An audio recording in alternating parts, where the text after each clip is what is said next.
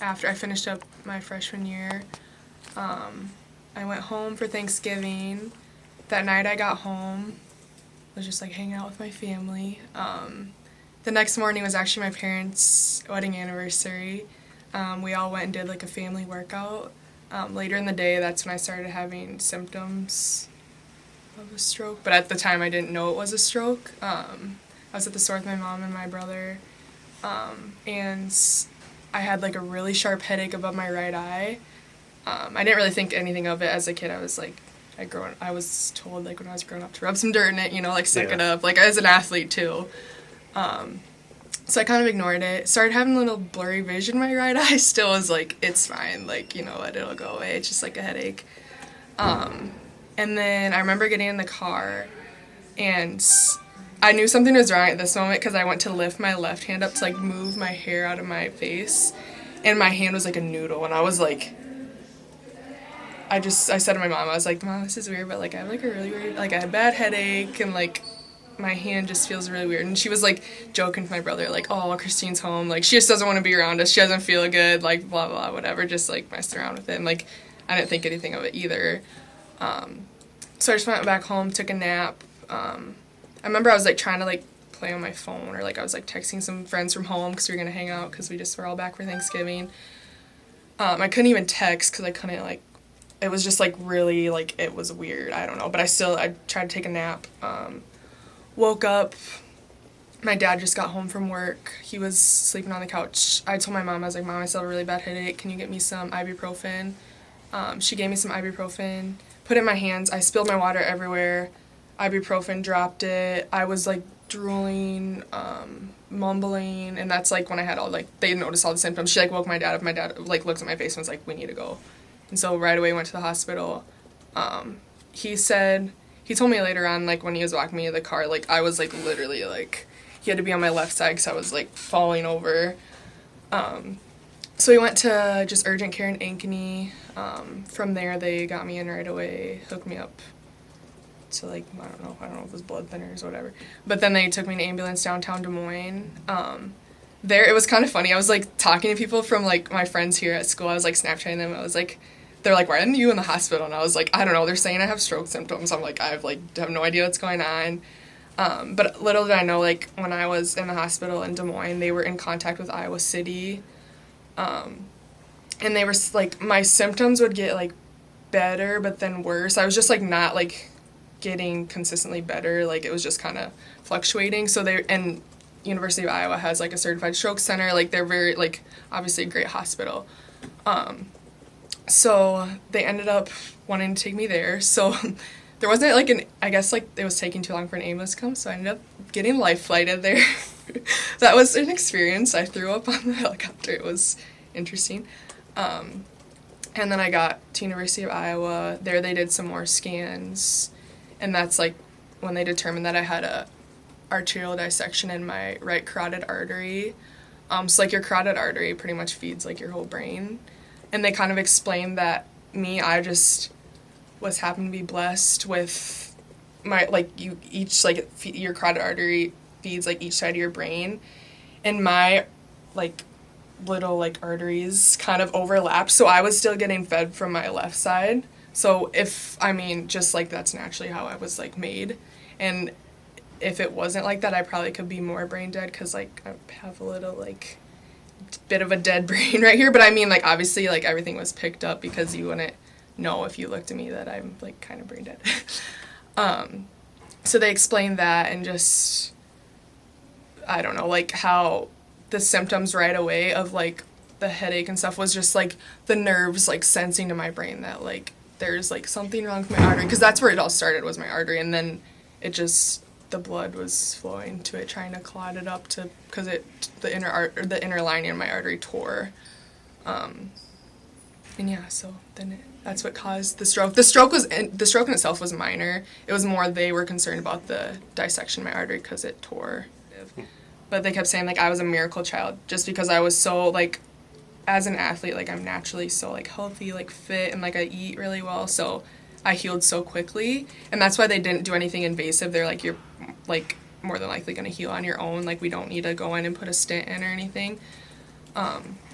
So I was in the hospital for about a week. They thought about releasing me one day, but they were kind of like nervous just because like I was healing so quickly. They're like, we don't want to like let you go, and then like something else happened. So in the hospital, like they just had me walk around a lot. They had like a therapist come help me like do stairs, which for me I'm like doing stairs, like what the heck, that's just such a normal thing for me to do. I'm like, I don't need help with this, but like it was also just like a big like perspective widener, I guess. And I shared a room with a girl who literally like she had a stroke and like literally couldn't do anything, so that was like in itself was like, wow, I'm blessed. But after I was released from the hospital, little did I know my parents were talking to Greta the whole time, and I was like, I'm gonna go back to school right away. Like, I was talking to all my friends. I was like, see you guys, like, in a few weeks. I remember, like, crying to my mom, though, and I was like, can you guys drive up to school with me at least so I don't have to drive by myself? But in the hospital, they did tell me that I can never play again. They're like, you can't, the only thing that you're gonna be able to do the rest of your life, exercise-wise, is doing a light jog. They're like, you can't lift heavy. The doctor, I remember, he was like, I like to lift heavy weights. I know deadlifting. I pick up the bar and it's just so much pressure on my neck. He's like, you can't do any of that again. And I was like, obviously right away I was like, what? And then like after he left the room, I remember I was like bawling. So I was like, what the heck? And I called like Greta right away and was like, it's what they said, but like I still want to be a part of the team. Like I'm still going to do everything I can. Because I mean, at that point, soccer was my life, and I didn't know. Like, I was like, what? There's nothing else that I know. So I left the hospital. I didn't end up coming back to school to finish out the semester. So pretty much, like, I think it was, like, 3 weeks. Yeah, like, no, I don't know how many weeks exactly, but I literally couldn't do anything. Like, I just sat on the couch, would walk around my house. Like, that was all I could do. They said at a certain point, that's when I could start biking, like a light stationary bike. So I started doing that after a little bit. That was over Christmas break. I would just go to the gym with my parents and like they would work out and I just like sit on the air bike and just sit there. But it felt good to do something because I was like sitting on a couch for however long. Then after that, I came back to school. I had to go back. I was back here for the start of second semester, took all my finals then. That next week I had to go back for just another follow-up scan. And at this point I was on blood thinners.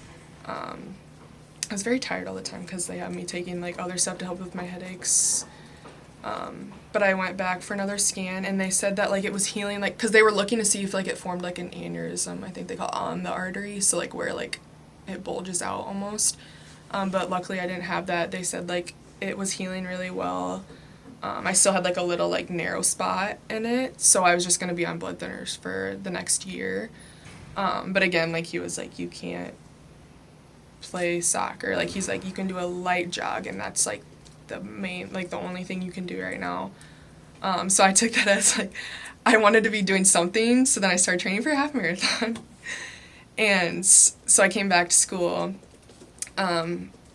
Spring I came to practice every day because I wanted to, like it wasn't like, I don't know, that was like my choice. I loved being around the team and stuff. I was doing stuff on my own training for the half marathon, so I was like running a little bit every day. My team was amazing, nothing but supportive, nothing but amazing things to say about them because they are awesome. Greta helped me with everything. Like she made it very clear that like I can take the time that I need. So everyone was just overall super supportive. Like even my professors, from first semester, like when I couldn't take my finals, like they were super supportive. Worked with me really nicely. I'd like focus on every day getting better. So then after that, he just said no contact sports, like, but I could still like jog.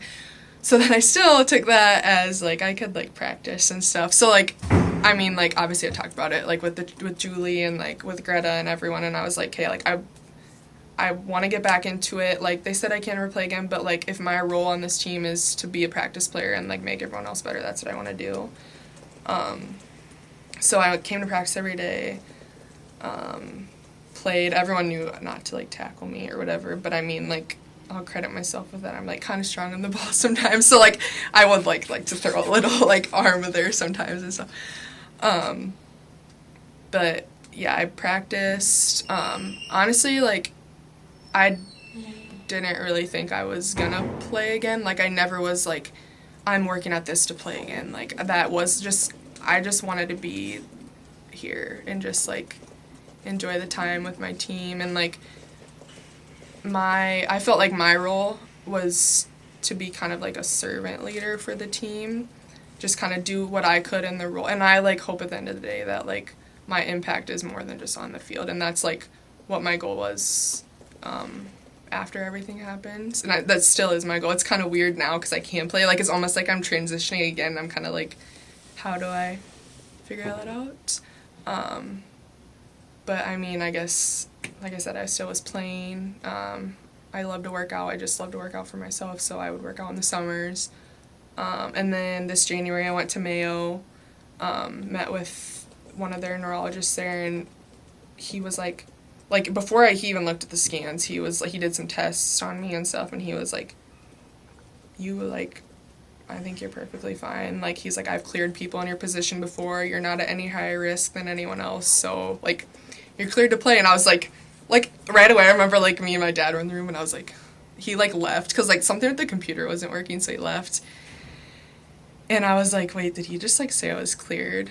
And he was like, yeah. And I was like, wait, what? And then so he came back, and I was like, can you say it again? Like, am I, like, did you actually mean that I'm, like, cleared to, like, fully play? And he was like, yeah.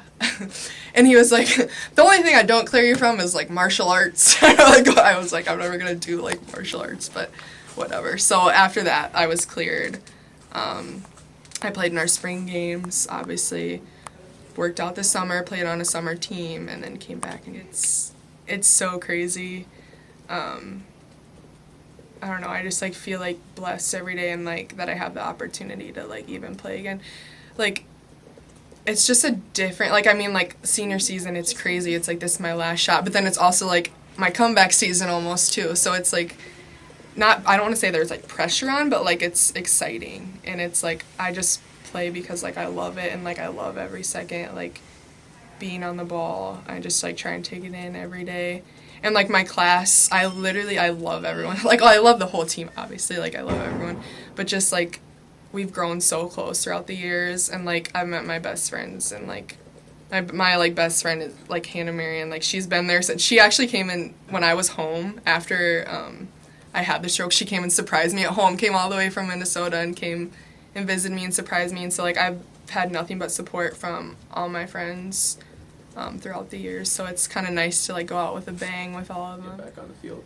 Yeah, it's, like, it's weird because I feel like I've been playing still just because I've been practicing, but it's so different to play in a game.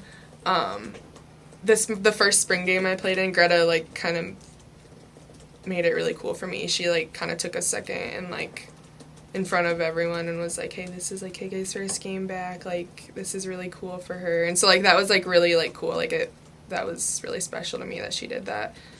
But yeah, I wouldn't say, I mean, obviously, like, emotional as in exciting. I'm very, like, I feel very blessed every time I come out on the field, but, like, it's just exciting every time. Like, this year is just, I'm just, like, ready to go all the time. I'm like, let's go! Like, I'm excited.